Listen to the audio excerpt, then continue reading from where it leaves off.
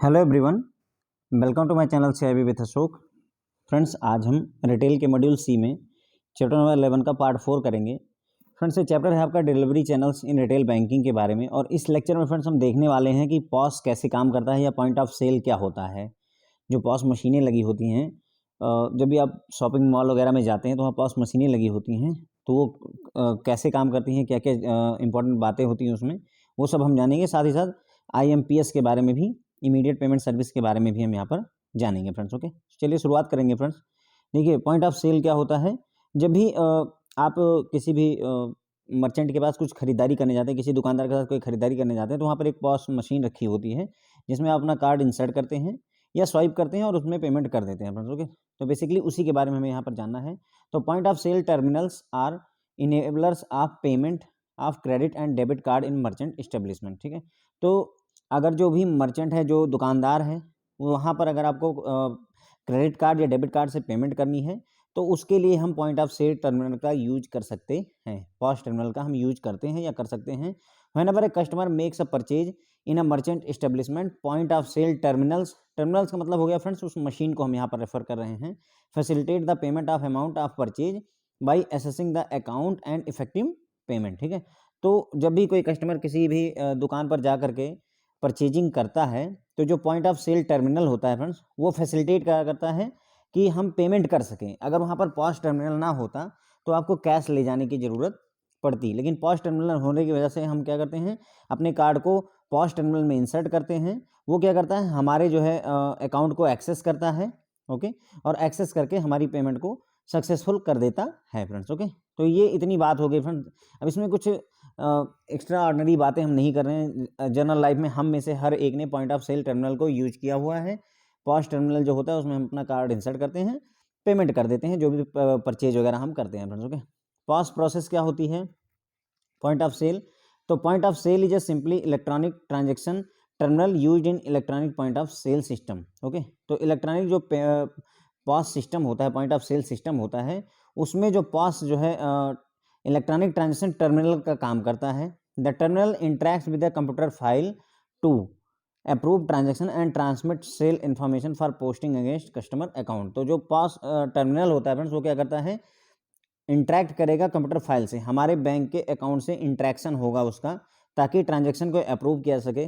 जब भी आप पेमेंट करेंगे पॉस मशीन पे, तो वहाँ पर पहले आपके अकाउंट में बैलेंस चेक किया जाता है फ्रेंड्स। ओके, तो वही इंटरेक्ट किया जा रहा है कंप्यूटर फाइल से, और transmit sale information for posting against customer account. फिर एक बार सेल परचेज हो जाती है तो उसको भी आपके अकाउंट से पैसे को डेबिट किया जाता है, जो दुकानदार है उसके खाते को क्रेडिट किया जाता है। ये सारे काम पॉस टर्मिनल में किए जाते हैं फ्रेंड्स। ओके, तो पॉस टर्मिनल में क्या होता है कि ये इंटरेक्ट करता है, जो टर्मिनल होता है इंटरेक्ट करता है कंप्यूटर फाइल से, ताकि ट्रांजेक्शन को अप्रूव किया जा सके, और साथ ही साथ में जो भी अप्रोप्रिएट पोस्टिंग है इन्फॉर्मेशन, उसको भी कस्टमर के अकाउंट में रिफ्लेक्ट किया जा सके। बेसिकली दो टाइप के पॉस होते हैं फ्रेंड्स आपके। पॉस टर्मिनल जो है, वैसे तो कई टाइप के होते हैं, लेकिन यहाँ हम बेसिक तौर पर सिर्फ दो ही पॉस टर्मिनल की बात करेंगे। एक होता है फ्रेंड्स आपका इलेक्ट्रॉनिक कैश रजिस्टर, और दूसरा होता है डायल अप टर्मिनल। ओके, एक पहला वाला हो गया electronic cash register are used by high volume merchant such as department store. तो ध्यान रखेंगे कि जो इलेक्ट्रॉनिक कैश रजिस्टर होता है फ्रेंड्स, वो जहाँ पर बहुत ज़्यादा ट्रांजेक्शन, जैसे बिग बाजार हो गया, इस टाइप की जगहों पर यूज किए जाते हैं जहाँ पर ट्रांजेक्शन बहुत ज़्यादा हैं। ओके, डिपार्टमेंट स्टोर वगैरह हो गया, बिग बाजार हो गया, यहाँ पर ये ज़्यादा यूज किए जाते हैं इलेक्ट्रॉनिक कैश रजिस्टर। और डायल अप टर्मिनल क्या होते हैं, डायल अप टर्मिनल में क्या होता है, ऑटोमेटिकली एक स्पेशल नंबर, जो टोल फ्री नंबर वगैरह होते हैं, उनको डायल करते हैं ताकि अथराइजेशन कंप्लीट किया जा सके। तो हमें यहाँ पर कुछ ज़्यादा ध्यान रखने की जरूरत नहीं है फ्रेंड्स। बेसिकली पॉस टर्मिनल दो टाइप के होते हैं। आपसे ये पूछा जाएगा कि डायल अप टर्मिनल कैसे काम करता है, तो याद रखिएगा कि किसी टोल फ्री नंबर पर, स्पेशल टोल फ्री नंबर पर डायल अप टर्मिनल अपने ऑटोमेटिकली कॉल करेगा और अथराइजेशन ऑब्टेन करेगा कि आपके खाते से पैसे डिडक्ट करना है या नहीं करना है। इलेक्ट्रॉनिक कैश रजिस्टर जो होता है, वो हाई वैल्यूम ट्रांजेक्शन वाले, जो जहाँ पर बहुत ज़्यादा ट्रांजेक्शन होती है, वहाँ पर यूज होता है। अब अगला कॉन्सेप्ट यहाँ पर हम समझेंगे फ्रेंड्स, नेट सेटलमेंट का क्या कॉन्सेप्ट होता है। नेट सेटलमेंट का क्या मतलब होता है, तो when the transfer of funds actually takes place. Okay, तो कब जो है फंड का ट्रांसफर टेक प्लेस करता है, इट में occur same time as the transaction happen. जैसे ही आपने ट्रांजेक्शन की, तुरंत ही जो है मतलब जो है फंड का ट्रांसफर हो सकता है, या कुछ समय बाद भी हो सकता है, या दिन में आखिरी समय में भी हो सकता है। मतलब आपने सुबह ट्रांजैक्शन की और शाम को मतलब फंड का ट्रांसफ़र हुआ, ये भी पॉसिबल होता है। तो it may occur later in the day in POS system, okay. और अगर जो है तुरंत हो रहा है, तो जैसे डेबिट कार्ड से क्या होता है, आप एटीएम पे जाते हैं, आपने 10,000 रुपये का विथड्रॉल किया, तो तुरंत ही 10,000 रुपये आपके खाते से डिडक्ट हो जाते हैं और आपको 10,000 रुपये मिल जाते हैं फ्रेंड्स, ओके। तो ये बात यहाँ पर क्लियर हो जाती है कि ट्रांज़ैक्शन कई तरीके, फंड का ट्रांसफ़र कई तरीके से हो सकता है। पहला तो तुरंत इधर ट्रांज़ैक्शन की, उधर जो है फंड का ट्रांसफ़र हो गया। दूसरा हो सकता है कुछ समय बाद हो, और एक होता है जो काफ़ी समय बाद हो, मतलब दिन बीत गया और तब जाकर के ट्रांज़ैक्शन फंड का ट्रांसफ़र हो रहा है। तो अगर ऐसा हो रहा है कि काफ़ी समय बाद, दिन के मतलब सुबह आपने ट्रांज़ैक्शन की और शाम को आपके खाते से पैसे डिडक्ट हो रहे हैं, तो हम ये कहेंगे कि ऐसे पॉस सिस्टम हैं जो ऑफ़लाइन ऑपरेट कर रहे हैं, ओके। तो ये बात ध्यान रखिएगा कि जहाँ पर ट्रांज़ैक्शन जो फंड का ट्रांसफ़र है वो काफ़ी समय बाद हो रहा है, 10 घंटे 12 घंटे बाद हो रहा है, तो वो जो पॉस सिस्टम है, पॉइंट ऑफ सेल सिस्टम है, वो ऑफ़लाइन मोड में ऑपरेट करता है और उसमें स्टोर एंड फॉरवर्ड मोड को यूज़ किया जाता है। स्टोर एंड फॉरवर्ड मेथड को यूज़ किया जाता है पेमेंट को सेटलमेंट करने के लिए। This type of system operates offline, that is the merchant terminal is not connected directly to the central computer for authorisation और processing of sales receipt, okay. तो इस तरीके के जो ये हमने ऑफ़लाइन की बात की, जिसमें फंड का ट्रांसफ़र जो है आफ्टर सम टाइम 2-3 घंटे 10 घंटे बाद होता है फ्रेंड्स, वो ऑपरेट कर रहे हैं ऑफ़लाइन मोड में, ओके। और ये जो टर्मिनल होते हैं फ्रेंड्स, पॉस टर्मिनल होते हैं, वो डायरेक्टली कनेक्टेड नहीं होते हैं सेंट्रल कंप्यूटर से ऑथराइज़ेशन और प्रोसेसिंग के लिए। यानी आपने कार्ड अपना इंसर्ट किया, आपकी जो ट्रांजैक्शन थी वो हो गई, लेकिन आपके खाते से पैसे नहीं डिडक्ट होंगे, क्योंकि यहाँ पर वो सेंट्रल कंप्यूटर से पॉस कनेक्टेड है नहीं, पॉइंट ऑफ सेल जो है वो सेंट्रल कंप्यूटर से कनेक्टेड नहीं है। शाम को जब नेटवर्क आएगा या शाम को एक बार बैच में वो पूरा का पूरा सेटलमेंट एक साथ होता है फ्रेंड्स, ओके। यही नेट सेटलमेंट होता है। A POS terminal is predominantly used for payment of sales and purchase transaction, while, जब देखिए यहाँ पर डिफरेंस बता रहे हैं कि पॉस और एटीएम में क्या डिफरेंस होता है, तो ध्यान रखिएगा। जो पॉस टर्मिनल होता है फ्रेंड्स, उसको हम किस में यूज करते हैं, सेल और परचेज के लिए ही, ट्रांजेक्शन के लिए, जबकि एटीएम कई पर्पज से यूज किया सकता है।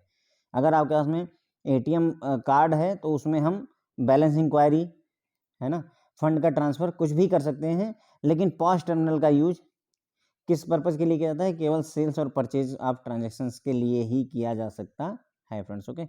इन this case bank pays charges which are splitted among the, अब देखिए होगा क्या कि जब भी कोई पास में ट्रांजैक्शन की जाती है पॉस मशीन पे, तो उसमें जो चार्जेज होते हैं फ्रेंड्स, वो काफ़ी सारे लोगों में आपस में बांटे जाते हैं। मान लीजिए कोई 1,000 रुपये की ट्रांजेक्शन हुई, अगर उसमें 2 रुपये मिले, तो उस 2 रुपये को जो भी किसके किसके बीच में बांटा जाएगा, जिस बैंक ने कार्ड इशू किया था। अगर मान लीजिए अपना डेबिट कार्ड इशू आपने किया है, आपका जो डेबिट कार्ड है वो बैंक ऑफ बड़ौदा का है, तो बैंक ऑफ बड़ौदा को भी पैसे मिलेंगे।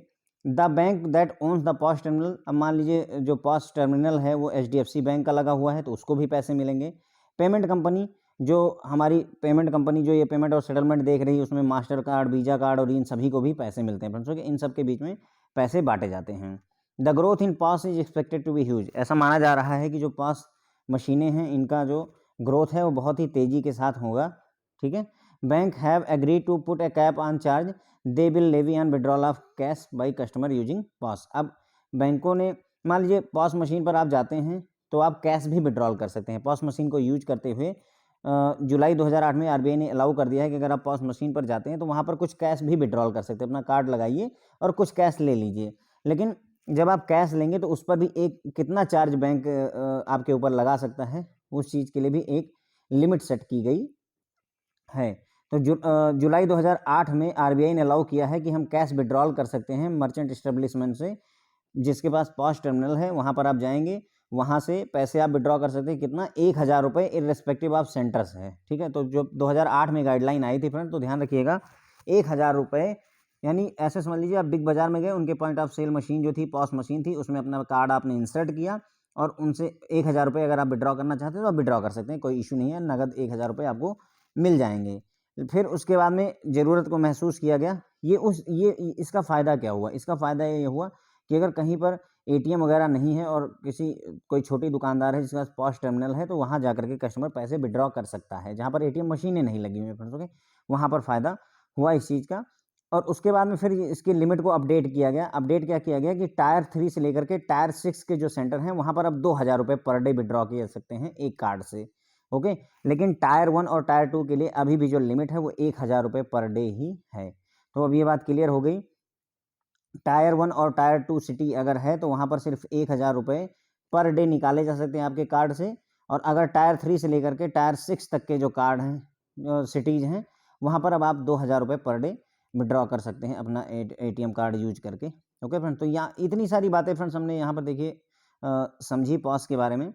तो क्लियर हो जाता है कि जब भी आप पेमेंट करने जाते हैं किसी भी जगह पर आपने कुछ खरीदारी की तो वहाँ पर पॉस टर्मिनल लगे होते हैं जिसमें आप अपना डेबिट कार्ड या क्रेडिट कार्ड यूज करके मर्चेंट को पेमेंट कर सकते हैं। पॉस प्रोसेस में पॉस क्या होता है, इलेक्ट्रॉनिक ट्रांजैक्शन टर्मिनल होता है। ओके, ये एक कंप्यूटर फाइल से इंटरेक्ट करता है ताकि आपको जो आपकी ट्रांजैक्शन है उसको अप्रूव किया जा सके, अथराइज किया जा सके, और जो भी सेल्स इन्फॉर्मेशन है उसको जो है पोस्ट किया जा सके कस्टमर के अकाउंट में। जैसे मान लीजिए अगर आपने 2000 रुपये की परचेजिंग की है तो वो 2000 रुपये आपके खाते से डेबिट होने चाहिए, तो वो भी पोस्ट किया जाता है इसमें।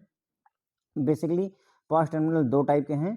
एक हो गया इलेक्ट्रॉनिक कैश रजिस्टर, जो कि अगर बहुत ज़्यादा ट्रांजेक्शनें होती हैं तो वहाँ पर यूज किया जाता है। दूसरा होता है फ्रेंड डायल अप टर्मिनल। इसको यूज हम कैसे करते हैं, इसमें एक टोल फ्री नंबर होता है, स्पेशल टोल फ्री। हर एक पॉस मशीन में एक अलग टोल फ्री नंबर होगा जिसको वो ऑटोमेटिकली मशीन डायल करती है ताकि अथराइजेशन मिल सके कि हाँ आपकी पेमेंट करनी है या नहीं करनी है।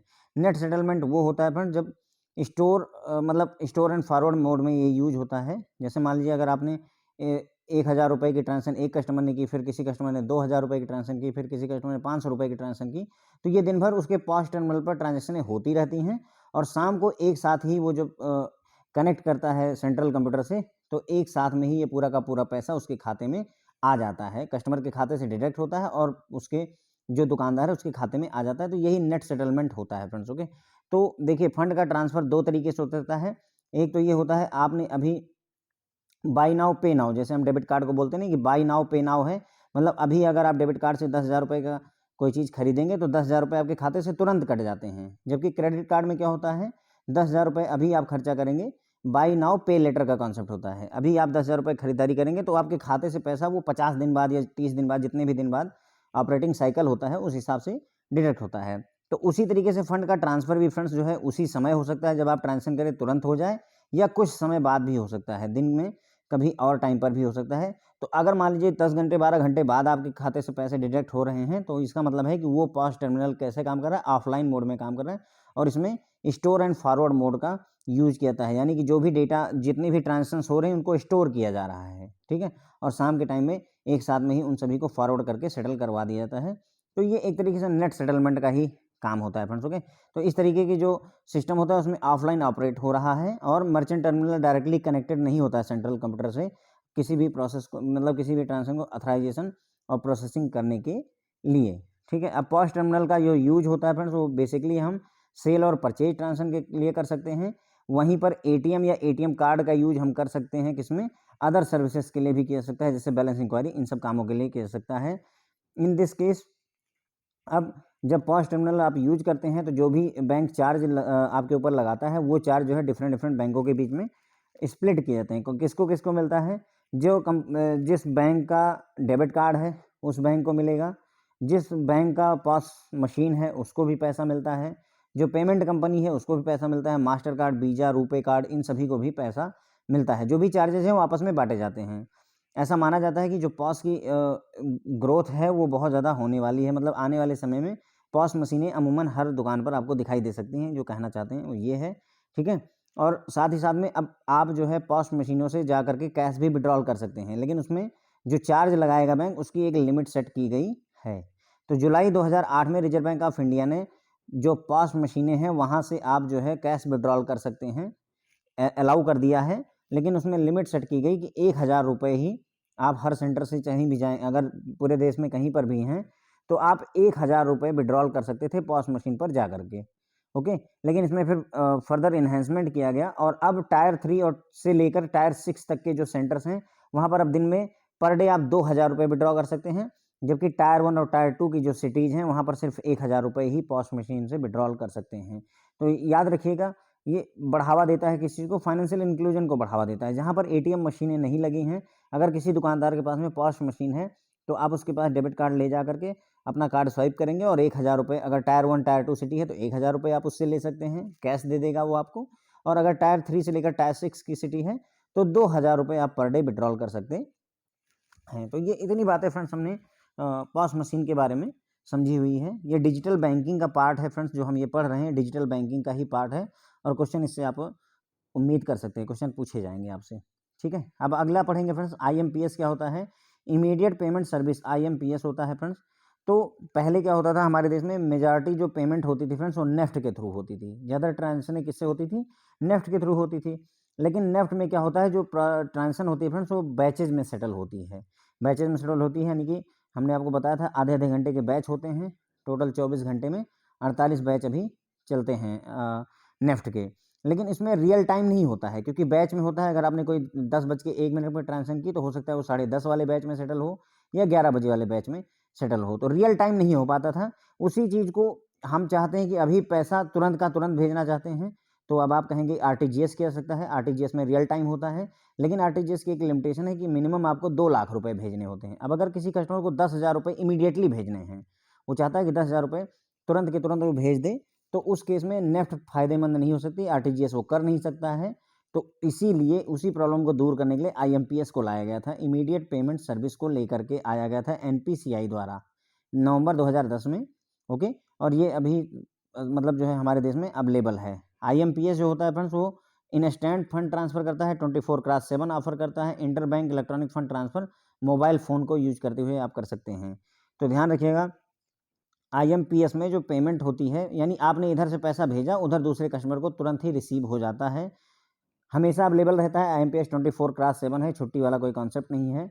Inter bank electronic fund transfer service होती है, यानी कि एक बैंक से, बैंक ऑफ बड़ौदा से एसबीआई में, एसबीआई से कैनरा बैंक में, किसी भी बैंक में आप भेज सकते हैं पैसा मोबाइल फ़ोन का यूज करते हुए। ठीक है, IMPS is a great tool for transfer money instantly with in bank across India through mobile, internet and ATM, which is not only safe but also economical both in financial and non financial perspectives। ठीक है, तो IMPS एक अच्छा tool है हम कह सकते हैं, जिसका यूज करके हम मनी को तुरंत ही भेज सकते हैं डिफरेंट बैंकों में, यानी हम अपने अकाउंट से पैसा दूसरे अकाउंट में आसान तुरंत का तुरंत भेज सकते हैं, इंस्टेंटली भेज सकते हैं आईएमपीएस का यूज करके।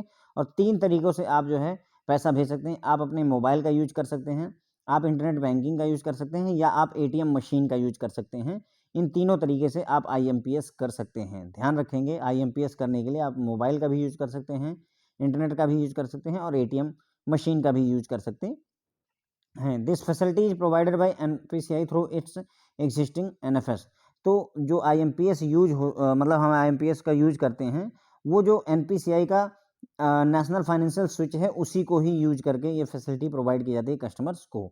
अब एलिजिबिलिटी क्राइटेरिया क्या होता है, कोई भी बैंक अगर वो आईएमपीएस में पार्टिसिपेंट बनना चाहता है तो पहली कंडीशन ये होती है कि बैंक के पास मोबाइल बैंकिंग का रजिस्ट्रेशन होना चाहिए। वो यानी वो आरबीआई से अगर उसके पास मोबाइल बैंकिंग का रजिस्ट्रेशन है, अगर आपके पास एमबीएस है, मोबाइल बैंकिंग सर्विसेज के लिए आप अप्रूव हैं, तो आप जो है आईएमपीएस के लिए पार्टिसिपेट कर सकते हैं।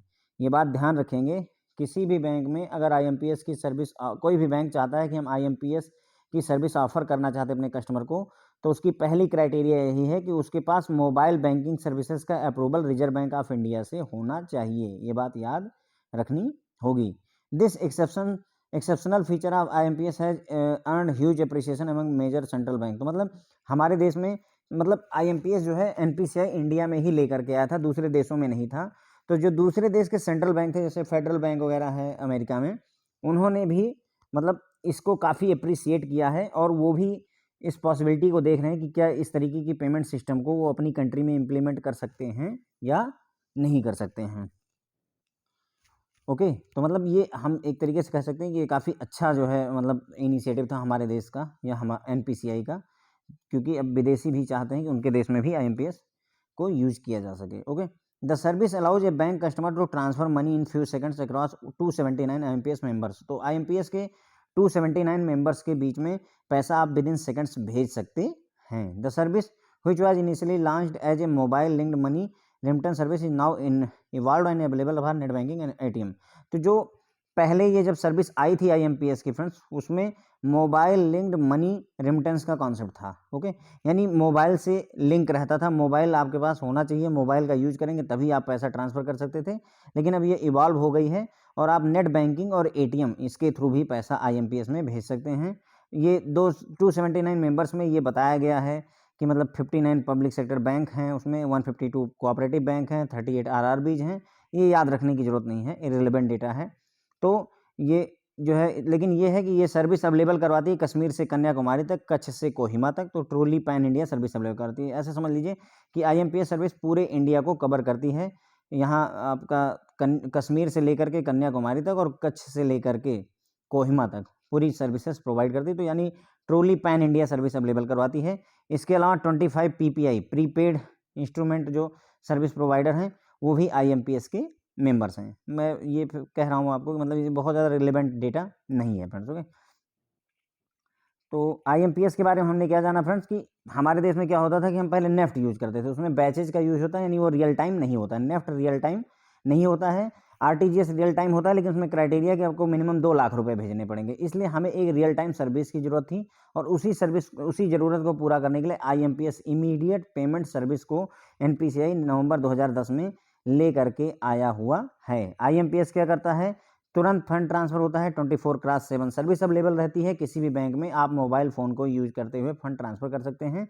पहले मोबाइल फ़ोन से ही ट्रांसफ़र होता था, लेकिन अब आप ATM मशीन का यूज़ करके भी कर सकते हैं। साथ ही साथ में इंटरनेट बैंकिंग को यूज़ करके भी IMPS का यूज़ किया जा सकता है। IMPS एक अच्छा टूल है। ओके, अब इसमें मोबाइल का यूज़ करके, इंटरनेट बैंकिंग और ATM का यूज़ करके आप फंड को किसी भी मतलब हमारे देश के किसी भी बैंक में इमीडिएटली भेज सकते हैं। ये सर्विस प्रोवाइड करने के लिए NPCI क्या करता है, जो एग्जिस्टिंग हमारा NFS है, नेशनल फाइनेंशियल स्विच है, उसी फैसिलिटी को यूज करता है। अब कोई भी बैंक अगर IMPS अपने कस्टमर्स को ऑफर करना चाहता है तो उसकी पहली क्राइटेरिया यही है कि RBI से उसके पास मोबाइल बैंकिंग सर्विसेज MBS का अप्रूवल होना चाहिए। अगर बैंक के पास में मोबाइल बैंकिंग सर्विसेज का अप्रूवल नहीं है रिजर्व बैंक ऑफ इंडिया से, तो वो IMPS की सर्विस को ऑफर नहीं कर सकता है। IMPS जो फीचर था, IMPS की जो फैसिलिटी थी, वो दुनिया भर के बैंकों के जो सेंट्रल बैंक थे उन्होंने इसको अप्रिशिएट किया है और पॉसिबिलिटी को देख रहे हैं कि क्या वो भी अपने देश में इसको इम्प्लीमेंट कर सकते हैं या नहीं कर सकते हैं। IMPS में टोटल 279 मेंबर्स हैं। हो सकता है ये डेटा बढ़ता घटता रहता है फ्रेंड्स। ओके, तो बस अगर ध्यान रख पाइएगा तो ठीक है, नहीं तो कोई बात नहीं है। ओके, और ये सर्विस इनिशियली लॉन्च हुई थी मोबाइल लिंक्ड मनी रेमिटेंस के लिए, लेकिन धीरे धीरे इवॉल्व हुई और अब नेट बैंकिंग और ATM को यूज करके, यानी कुल मिला के 3 तरीके हैं। मोबाइल से आप पैसा भेज दीजिए IMPS के थ्रू, नेट बैंकिंग से IMPS कर दीजिए, या ATM मशीन का यूज करके IMPS कर सकते हैं। ये पैन इंडिया सर्विस अवेलेबल करवाता है। टोटल 25 PPI प्रीपेड इंस्ट्रूमेंट जो सर्विस प्रोवाइडर हैं वो भी IMPS के मेंबर हैं। ओके, ऑब्जेक्टिव क्या है IMPS का, तो बहुत मतलब कम चांसेस हैं कि पूछें आपसे। IMPS का ऑब्जेक्टिव क्या है, डिजिटल ट्रांजैक्शन को बढ़ावा देना, फाइनेंशियल इंक्लूजन को बढ़ावा देना, to enable bank customer to use mobile instrument as a channel for accessing their bank account and remit fund. तो एक इंस्ट्रूमेंट या एक चैनल प्रोवाइड करना है मोबाइल इंस्ट्रूमेंट को, यानी मोबाइल का यूज करके कस्टमर अपने अकाउंट को एक्सेस कर सकते हैं और फंड को रिमिट कर सकते हैं। Making payment simpler just with mobile number of beneficiary. अब इसमें IMPS का जो सबसे बड़ा फ़ायदा है कि अगर आपको सिर्फ मोबाइल नंबर पता है बेनिफिशियरी का, तो भी आप पैसा ट्रांसफ़र कर सकते हैं। अब जा करके UPI वगैरह आ गया फ्रेंड्स, गूगल पे वगैरह, इसमें भी हम मोबाइल नंबर का यूज करके पैसा ट्रांसफ़र कर सकते हैं। ये RBI का जो गोल है, इलेक्ट्रिफिकेशन ऑफ रिटेल पेमेंट्स, जो भी रिटेल पेमेंट है उसको डिजिटलाइज करने का जो टारगेट है बैंक का, उसके लिए भी उस पर्पज़ के लिए भी IMPS जो है हेल्प करता है। उसके बाद में to facilitate mobile payment system already introduce India by RBI interoperable का, ठीक है, सिक्योर्ड मैनर। तो जो मोबाइल बैंकिंग यानी mobile banking services, mobile payment system को जो RBI लेकर के आया हुआ था, उसी को इसने इन्हेंस किया है, एक तरीके से कह सकते हैं।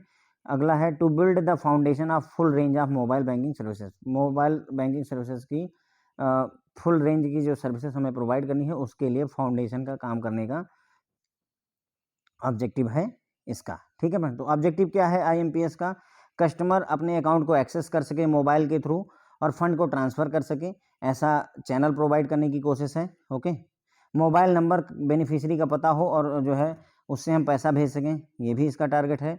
आरबीआई का जो गोल है डिजिटलाइजेशन का रिटेल पेमेंट्स को लेकर के, उसके लिए भी ये उस पर्पज़ के लिए भी ये यूज होता है। साथ ही साथ में मोबाइल बैंकिंग की जो सर्विसेज हैं उनके लिए ये फाउंडेशन का काम करना चाहता है। तो ये सारे इसके ऑब्जेक्टिव हो गए फ्रेंड्स। आईएमपीएस जो है कैसे कर सकते हैं, अगर आपको आईएमपीएस करना है, किसी कस्टमर के खाते में पैसे डालने हैं आईएमपीएस का यूज करके, तो 3 तरीके हैं फ्रेंड्स। एक तो using MMID, mobile money ID कहते हैं या आइडेंटिफायर भी कहते हैं फ्रेंड्स, ओके। एमएमआईडी और मोबाइल नंबर का यूज करके, दूसरा आईएफएससी कोड और अकाउंट नंबर का यूज करके, और तीसरा आधार कार्ड का यूज करके, आधार बेस्ड रेमिटेंस सर्विस ABRS, ठीक है। तो 3 तरीके हैं फ्रेंड्स। अगर आपको आईएमपीएस करना है तो एक तरीका हो सकता है कि आप एमएमआईडी, मोबाइल मनी आइडेंटिफायर और मोबाइल नंबर यूज करें कस्टमर का। दूसरा आईएफएससी कोड और अकाउंट नंबर डाल देंगे, उससे भी पैसा ट्रांसफर हो जाता है। तीसरा आधार नंबर से भी जाता है, और जो आधार नंबर से भेजते हैं इसको ABRS, आधार बेस्ड रेमिटेंस सर्विस कहते हैं। अब तीनों के बारे में फ्रेंड्स यहाँ पर पढ़ना है, और इसी के साथ में हमारा लेक्चर यहाँ पर खत्म हो जाएगा। यूजिंग मोबाइल मनी आईडी यानी MMID, जिसे मोबाइल मनी आइडेंटिफायर और मोबाइल नंबर, 2 चीज़ें हैं यहाँ पर, MMID और मोबाइल नंबर होना चाहिए। MMID का फुल फॉर्म बहुत पूछा जाता है, और ये 7 डिजिट का होता है। MMID 7 डिजिट की होती है, ये बात ध्यान रखेंगे, पूछा जाने वाला क्वेश्चन है। MMID 7 डिजिट की होती है। MMID का full form mobile money identifier होता है। तो IMPS offer an instant 24/7 inter bank electronic fund transfer service capable of processing person to person P2P, person to account P2A, person to merchant P2M, remittance via mobile, internet and ATM। तो IMPS क्या करता है, पहली बात तो तुरंत पैसा transfer करता है, हमेशा 24/7 अवेलेबल रहता है। इसमें 3 तरीके की ट्रांजेक्शन प्रोसेस की जा सकती हैं। P2P, पर्सन टू पर्सन, एक पर्सन ने दूसरे पर्सन को भेजा है, यानी एक मोबाइल नंबर दूसरे मोबाइल नंबर पर गया है। पर्सन टू अकाउंट, किसी एक पर्सन ने अपने मोबाइल नंबर का यूज करते हुए किसी पर्सन के अकाउंट में पैसा डाला है। तीसरा पर्सन टू मर्चेंट, अब आपने कोई पेमेंट मर्चेंट को की है, तो P2P, P2A, P2M, तीनों तरीके की ट्रांजेक्शन हो सकती हैं। और 3 तरीके से आप IMPS को यूज कर सकते हैं, मोबाइल बैंकिंग से, इंटरनेट बैंकिंग से, और ATM का यूज करते हुए। It is a multi channel platform that makes the payment possible with in a fraction of seconds with all standard and integrity maintained for the security required to even high value transaction। तो ये एक multi channel platform होता है जो कि payment को fraction of second, मतलब 1 second भी पूरा नहीं लगता है, और ट्रांजैक्शन को पूरा करवाता है। साथ ही साथ में यहाँ पर जो सिक्योरिटी है वो भी बाकायदा मेंटेन की जाती है। सिक्योरिटी को लेकर के हमें डरने की ज़रूरत नहीं होती है। Sender and receiver have to register for mobile banking and get unique ID. अब यहाँ पर कंडीशन क्या होती है, अगर आपको MMID और मोबाइल नंबर से भेजना है तो सेंडर जो होगा पैसे का और रिसीवर जो होगा उसको रजिस्टर करना पड़ता है मोबाइल बैंकिंग के लिए, और जब वो मोबाइल बैंकिंग के लिए रजिस्टर करेगा तो उसे एक यूनिक आईडी मिलती है जिसे हम MMID कहते हैं, मोबाइल मनी आइडेंटिफायर कहते हैं। ये 7 डिजिट का होता है, हर एक कस्टमर को मिल जाता है, यानी जो सेंडर है उसको भी 7 डिजिट का MMID मिलेगा, जो रिसीवर है उसको भी 7 डिजिट का एक MMID मिल जाता है। Each MMID link to unique mobile number and account number, okay. तो हर एक अकाउंट नंबर में एक MMID बन जाती है, हर एक मोबाइल नंबर के लिए एक MMID बन जाती है। Different MMIDs can be link to the same mobile number, मतलब एक मोबाइल नंबर पर कई MMID हो सकती हैं। मान लीजिए किसी कस्टमर के पास में 1, 2, 3 अकाउंट हैं, 3 अकाउंट हैं उसके पास में, तो उसके अगर कई सारे अकाउंट हैं तो उसको जो है कई सारे उसके MMID होंगे, ये MMID, दूसरी MMID, तीसरी MMID, इन सारी MMIDs को एक मोबाइल नंबर से हम एलोकेट करवा सकते हैं, कोई दिक्कत नहीं होती है, ओके। अब ध्यान रखें, केवल एक MMID किसी पर्टिकुलर एक अकाउंट को ही जो है यूनिक अकाउंट को लिंक की जा सकती है। हर MMID को यूनिकली एक अकाउंट नंबर से हम लिंक कर सकते हैं, लेकिन डिफरेंट MMID एक मोबाइल नंबर से लिंक हो सकती है, इसमें कोई दिक्कत नहीं है। ध्यान रखेंगे इस बात को जो मैं कह रहा हूँ। यहाँ पर अकाउंट नंबर है, यहाँ पर MMID है, ठीक है, MMID money, mobile money identifier. ध्यान रखेंगे एक अकाउंट नंबर के लिए एक ही MMID होती है, यानी ये यूनिक है, एक MMID एक अकाउंट नंबर। क्लियर हो गया। अब मोबाइल नंबर का केस रहा तो वो कई से लिंक हो सकता है, कई MMID एक मोबाइल नंबर से लिंक हो सकती हैं। जैसे मान लीजिए किसी कस्टमर के साथ 3 अकाउंट हैं, तो अब वो क्या करेगा, एक MMID इस अकाउंट की, एक MMID इस अकाउंट की, एक MMID तीसरे अकाउंट की हो गई। अब हम क्या करेंगे, एक ही मोबाइल नंबर वो कस्टमर यूज करेगा और उसी मोबाइल नंबर से वो तीनों अकाउंट ऑपरेट कर सकता है, एक तरीके से ऐसे कर सकते हैं, ओके। तो ये बात यहाँ पर क्लियर हो गई हमें कि सेंडर रिसीवर सबके पास में MMID होनी चाहिए। तो हम अगर IMPS करना चाहते हैं फ्रेंड्स मोबाइल मनी आइडेंटिफायर और मोबाइल नंबर का यूज करके, MMID का मतलब होता है मोबाइल मनी आइडेंटिफायर, जो कि 7 डिजिट का होता है। सेंडर के पास भी होता है, रिसीवर के पास भी होता है। IMPS में 24x7 ट्रांजेक्शन होती है, इंस्टेंट पेमेंट होती है। इसमें P2P, person to person, person to account, person to merchant transactions होती हैं। इसको हम IMPS मोबाइल का यूज करके, इंटरनेट बैंकिंग का यूज करके और ATM का यूज करके कर सकते हैं। ओके, इसमें फ्रैक्शन ऑफ सेकंड में ट्रांजेक्शन हो जाती है। सेंडर और रिसीवर दोनों को रजिस्टर करना होता है मोबाइल बैंकिंग के लिए, ताकि उन्हें एक यूनिक आईडी मिल जाए। इस यूनिक आईडी को MMID कहते हैं, जो कि 7 डिजिट की होती है। अब हर MMID लिंक होती है यूनिक मोबाइल नंबर और यूनिक अकाउंट नंबर के साथ में, और डिफरेंट MMID लिंक की जा सकती हैं सेम मोबाइल नंबर से। ध्यान रखेंगे, यानी एक मोबाइल नंबर पर कई MMID मिल सकती हैं, एक मोबाइल नंबर में कई MMID मिल सकती हैं, लेकिन एक MMID से सिर्फ एक अकाउंट नंबर को एक्सेस किया जा सकता है। दूसरा तरीका ये होगा कि आप IMPS करना चाहते हैं तो अकाउंट नंबर और IFSC कोड डाल दीजिए कस्टमर का। ओके, IFSC कोड 11 डिजिट का होता है, अल्फा न्यूमेरिक होता है। Okay, in case where remitter is enabled on mobile banking but beneficiary mobile number is not registered with any bank, है ना। अब मान लीजिए कि कोई कस्टमर है जो कि मोबाइल बैंकिंग यूज करता है, लेकिन जिसको उसे पैसे भेजने हैं उसके पास मोबाइल बैंकिंग नहीं है। अब अगर उसके पास मोबाइल बैंकिंग नहीं है तो उसके पास में यूनिक आईडी भी नहीं होगी, MMID नहीं होगी, जिसके पास में है ना, क्योंकि यहाँ देखिए हमने क्या कहा था कि सेंडर और रिसीवर दोनों को जो है रजिस्टर करना होता है मोबाइल बैंकिंग के लिए, ताकि उन दोनों को यूनिक आईडी मिल जाए, 7 डिजिट की MMID। तो देखिए सेंडर और रिसीवर दोनों को रजिस्टर करना पड़ता है। तो अगर मान लीजिए सेंडर के पास तो MMID है लेकिन रिसीवर के पास MMID नहीं है, तो आप क्या करेंगे, उस केस में ही हम IFSC कोड और अकाउंट नंबर यूज करते हैं उसका। ओके, बेनिफिशियरी जिसके पास पैसा जाना है उसके पास में मोबाइल बैंकिंग रजिस्टर नहीं है, मोबाइल नंबर उसका रजिस्टर नहीं है किसी बैंक के साथ में, तो IMPS फंड ट्रांसफर पॉसिबल किया जा सकता है बेनिफिशियरी के अकाउंट नंबर और IFSC कोड को यूज करते हुए। ओके फ्रेंड्स, क्लियर हो गई। IFSC कोड कितने डिजिट का होता है, 11 डिजिट का अल्फा न्यूमेरिक कोड होता है। उसके बाद में तीसरा टॉपिक आता है फ्रेंड्स, जिसमें तीसरा तरीका होता है आधार नंबर का यूज करके। आधार नंबर का यूज करके भी आप जो है IMPS से फंड ट्रांसफर कर सकते हैं। इसका जो मेजर बेनिफिट होता है फ्रेंड्स कि सिर्फ आधार नंबर कस्टमर का चाहिए और उसके खाते में पैसे डाल सकते हैं। जो DBT होता है, direct benefit transfer, government of India की जो सब्सिडी वगैरह आती है उसके लिए सबसे ज़्यादा यूज होने वाला फीचर होता है फ्रेंड्स। ओके, तो Aadhaar based remittance service ABRS। In ABRS, remitter can initiate IMPS transaction using the beneficiary's Aadhaar number, which act as a financial address and which will be linked to the beneficiary's account number। ठीक है, तो ABRS जो होता है friends, Aadhaar based remittance service में remitter can initiate IMPS transaction using beneficiary Aadhaar number. Okay, तो beneficiary का सिर्फ आधार नंबर को ही हम IMPS ट्रांजेक्शन के लिए यूज कर सकते हैं, which act as financial address. और ये जो आधार नंबर होता है वही फाइनेंशियल एड्रेस का काम करता है, और ये आधार नंबर उस कस्टमर के या उस बेनिफिशियरी के अकाउंट से लिंक्ड होना चाहिए, जुड़ा हुआ होना चाहिए। ABRS facility in simplifying the IMPS payment initiate process as this service the customer will have to input only Aadhaar number. तो ABRS में आधार बेस्ड रेमिटेंस जो सर्विस होती है फ्रेंड्स, ये सिंप्लीफाई कर देता है IMPS पेमेंट की ट्रांजेक्शन को इनिशिएट करना। इनिशिएट करने की आप अगर IMPS की ट्रांजेक्शन करना चाहते हैं तो आपको क्या चाहिए, सिर्फ आधार नंबर चाहिए। ओके, आप IMPS की ट्रांजेक्शन को इनिशिएट कर सकते हैं। तो एक तरीके से ये बहुत सिंप्लीफाई कर देता है friends. Okay, another important utility of this service will be disbursal of subsidy payment. जो भी गवर्नमेंट ऑफ इंडिया की सब्सिडी होती है फ्रेंड्स, उसको डिसबर्स करना है तो उसके लिए ये बहुत ज़्यादा अच्छा रहता है, जिसमें इलेक्ट्रॉनिक बेनिफिट ट्रांसफर EBT या DBT, direct benefit transfer government द्वारा किया जा सकता है, किसका, आधार वाली फैसिलिटी का यूज करते हुए। ओके, तो ABRS will act as catalyst in expanding financial inclusion reach. तो फाइनेंशियल इंक्लूजन को बढ़ावा देने के लिए friends ABRS as a catalyst use किया जा सकता है, क्योंकि हर मतलब यहाँ पर एम क्या है, सिंपल सा एम है, हर एक कस्टमर को चाहिए कि वो अपने अकाउंट में आधार को लिंक करवा ले, और एक बार आपने आधार को लिंक करवा लिया तो अगर IMPS से पेमेंट करनी है तो सिर्फ आपका आधार नंबर उसको कस्टमर को पता होगा तो वो आपके खाते में पैसा भेज सकता है। Only you need is Aadhaar card IMPS के लिए। अब इसका बेनिफिट कहाँ पर होता है, जो direct benefit transfer, electronic benefit transfer जो गवर्नमेंट ऑफ इंडिया सब्सिडी भेजती है, उन सभी कामों में हम इसको यूज कर सकते हैं। अब यहाँ पर साइलेंट फीचर ऑफ IMPS की बात करें तो एक तो कोई छुट्टी नहीं होती है, 24/7 365 दिन अवेलेबल रहता है।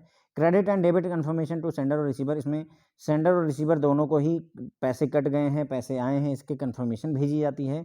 सिंपल और इजी होता है यूज करना, टाइम और कास्ट भी बचती है, सेफ और सिक्योर होता है। तो ये सारे फ्रेंड्स जो है इसके साइलेंट फीचर होते हैं। Easily adaptable for merchant payments and financial inclusion, इसको आसानी से अडॉप्ट किया जा सकता है। ओके, अब उसके बाद में एक दो बातें और ध्यान रखिएगा कि while initiating IMPS transaction using either ATM और internet channel, mobile banking registration for remitter customer is not mandatory. Okay, तो देखिए 3 तरीके होते हैं, आप ATM से पैसा भेज लीजिए, आप मोबाइल से पैसा भेज लीजिए। ओके, और तीसरा आप क्या कर सकते हैं, मोबाइल, इंटरनेट और ATM, इंटरनेट से पैसा भेज सकते हैं। तो हम ATM से भी पैसा भेज सकते हैं, मोबाइल बैंकिंग का यूज़ करके और इंटरनेट बैंकिंग का यूज़ करके पैसा भेज सकते हैं। लेकिन अगर मान लीजिए आप मोबाइल बैंकिंग से नहीं भेज रहे हैं बल्कि ATM से भेज रहे हैं और इंटरनेट बैंकिंग से अगर भेज रहे हैं, तो उस केस में जो पैसा भेज रहा है कस्टमर, उसका मोबाइल बैंकिंग के लिए रजिस्ट्रेशन मैंडेटरी नहीं होता है। ओके, कुछ कन्फ्यूजन हो गई ना, क्लियर हुआ या नहीं क्लियर हुआ? देखिए बेसिकली IMPS जो आया था वो मोबाइल बैंकिंग से ही आया था कि मोबाइल का यूज़ करके हम पैसा भेजेंगे। फिर उसमें ATM से भी भेजना IMPS शुरू हुआ और दूसरा जो है इंटरनेट बैंकिंग से भी भेजना हमें शुरू हुआ। अब अगर मान लीजिए कोई कस्टमर IMPS करना चाहता है, मैं पैसे भेजना चाहता हूँ ATM मशीन पर जा करके या इंटरनेट बैंकिंग को यूज करके, तो ध्यान रखिएगा मुझे मोबाइल बैंकिंग के लिए रजिस्ट्रेशन करना ज़रूरी नहीं है। I can do the IMPS, मैं IMPS कर सकता हूँ बिना मोबाइल बैंकिंग के रजिस्ट्रेशन किए हुए। याद कैसे रखेंगे, क्योंकि यहाँ पर हम मोबाइल का यूज ही नहीं कर रहे हैं, इसलिए हमें मोबाइल बैंकिंग के रजिस्ट्रेशन की ज़रूरत नहीं है। ATM पर जाऊँगा तो मुझे मोबाइल बैंकिंग की ज़रूरत नहीं, इंटरनेट बैंकिंग पर जाऊँगा तो मुझे मोबाइल बैंकिंग की ज़रूरत नहीं है।